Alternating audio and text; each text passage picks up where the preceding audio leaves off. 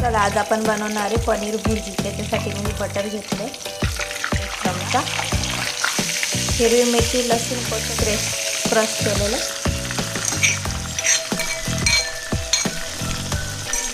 Mix करून घेऊया।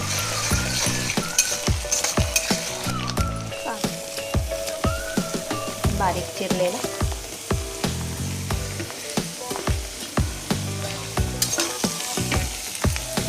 Mix करून घेऊ। टमाटर, चला कांदे टमाटे मग अर्धा मॅगी मसाला 1 चमचा, मिक्स करून घेऊया सगळं।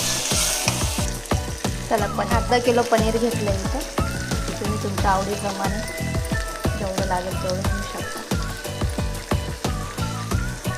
मिक्स करून घेऊया सगळं। कोथिंबीर, सगळं मिक्स झालं आपलं पनीर। आता कोथिंबीर टाकून घेऊया। चला झाली आपली पनीर भुर्जी। आपण आता सर्व करून घेऊया।